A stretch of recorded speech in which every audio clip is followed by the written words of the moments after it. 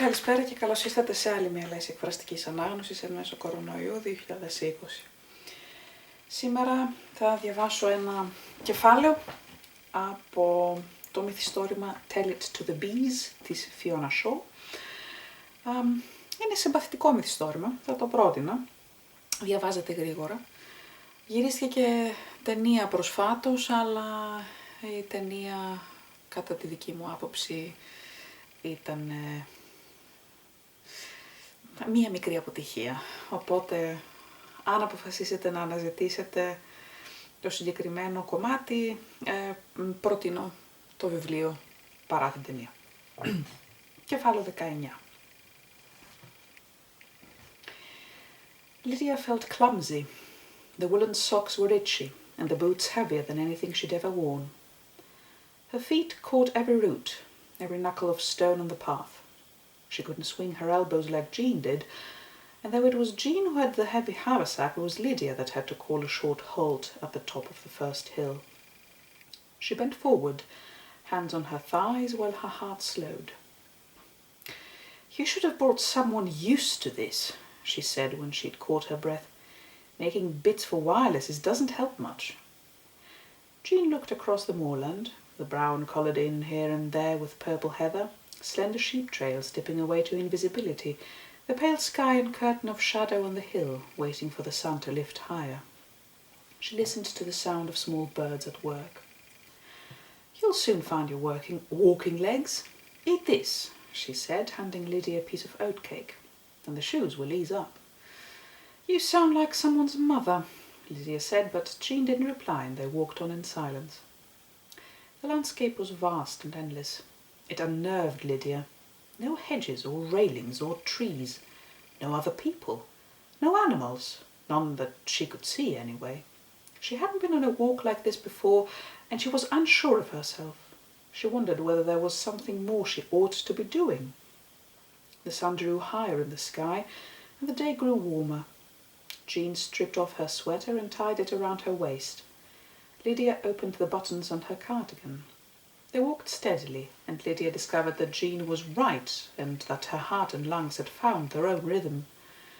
Walking like this, not for any other reason than to walk, and in easy silence, Lydia's thoughts roamed. She wondered where Robert would be today, what he might be doing. She wondered if he'd be having lunch at Pam's tomorrow, like usual. "Bastard," she said to herself, and "old cow," and then she laughed beneath her breath. At least you don't have to do that anymore. She wondered how Annie was getting on, whether Pam knew about George. She must do by now, and come to think of it, Annie had been looking a bit down in the mouth the last couple of times Lydia had seen her. Nothing to stop and ask about. You couldn't, in that place. All those people, but definitely not her usual self. Grey about the gills. If Lydia didn't have her own affairs to worry over, she'd have gone and had a word, asked her over for a cup of tea. But it wasn't so straightforward now Robert was gone. Robert gone. Straight words. Hard ones. But walking here, high up in the light, she felt her mind begin to lift away from loss, to stretch itself and open up with possibilities. Daydreams they were, she knew that, but they were the first she'd had for a long, long time. She imagined giving up her job in the factory and doing something else. She imagined a new home, a different front door. She'd go on an adventure with Charlie, to a foreign country or to an island, do something she'd never dared think of before. She thought of never returning. She could just never go back, she told herself. As easy as that. Drive on in the car and leave everything behind her.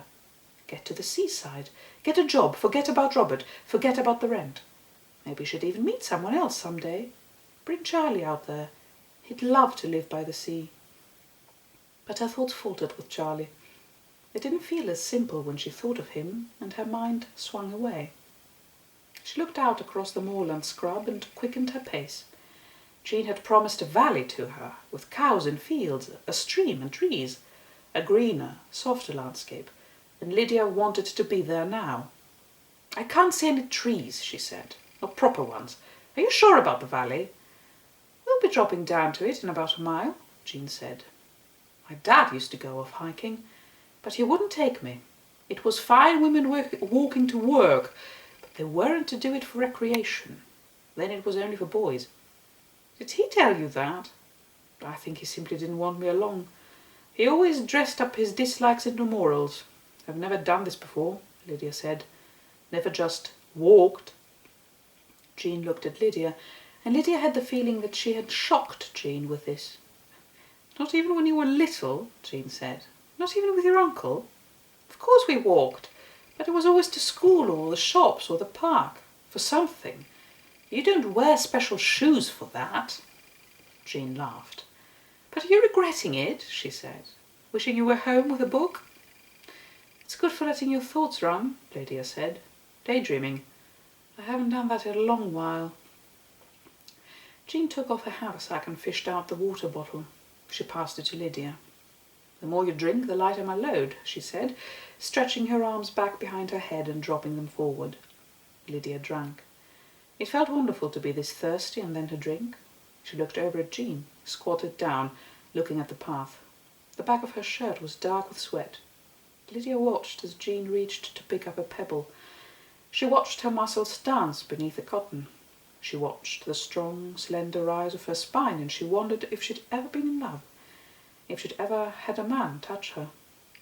Jean's voice broke across Lydia's thoughts. I often find myself thinking when I'm walking, Jean said.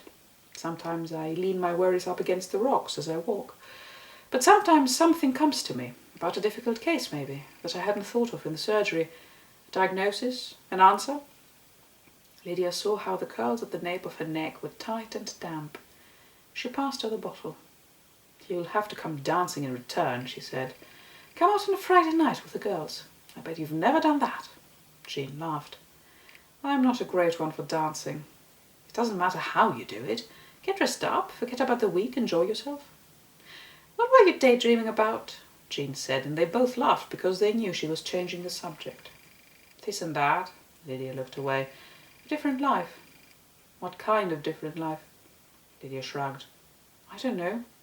One in a different place? Me and Charlie? Jean gave what Lydia had come to think of as her doctor's nod and didn't ask more, only hoisted the haversack. The sun was hot. Jean tied a scarf around her head. Lydia's legs were weary with walking and she longed to sit down in some shade and eat. But she felt at ease, happy even, and she smiled to herself. See there below us? Jean said, and Lydia looked down to see the slice of deep green far below. At the start of the walk, Jean had spread the map on the car bonnet and shown Lydia the route, tracing it over and around the lines and shadings, and Lydia had watched Jean's finger finally curve its way down into a wooded valley. It hadn't meant much to her then. 15 minutes, Jean said, and now Lydia imagined the cool beneath the trees, stream water and a rock to sit on.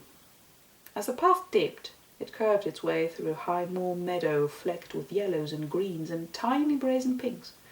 Despite the summer days, the ground here was still boggy, and the two women picked their way carefully, branching their arms for balance. They were almost there, almost to the tumbled wall that marked the start of the woodland, when Lydia, doing some fancy footwork to avoid the glisten of standing water, caught her foot in a root or a branch, or in the tangle of half-thoughts and new sensations, and stumbled hard forwards. She must have cried out, because in the moment of her falling, Jean turned and caught her, stepping back with the force of Lydia's fall to keep her own footing. She held her so close, arms around her body, braced against her weight, that Lydia could feel Jean's heartbeat. She could feel her breath against her cheek, her fingers pressed into her side. Doctor's fingers, impersonal fingers. I'm glad you turned so quickly, Lydia said. So am I. I don't want to be doctoring on my day off. Lydia laughed. Let's go on. I'm longing for my lunch. Slowly, gently, Jean set her on her feet again. Lydia felt Jean's hand brush against her hair, smelled the soap and sweat of her. She put a hand to her ribs. It was so long since she'd been held, and she could still feel Jean's fingers there. Scrambling the wall, at last they were into the trees. It was cooler here, the light broken up, and far below there was the sound of water breaking over stone. They walked over a crumbled wash of dry leaves, and a question rose in Lydia's mind. "Why did you ask me today?" she said, but quietly, beneath her breath. Then she said it again, louder. "Why did you ask me?" This time Jean stopped and turned, and as she smiled, Lydia took a step towards her, put her hands on either side of Jean's head, and kissed her. Καλό βράδυ.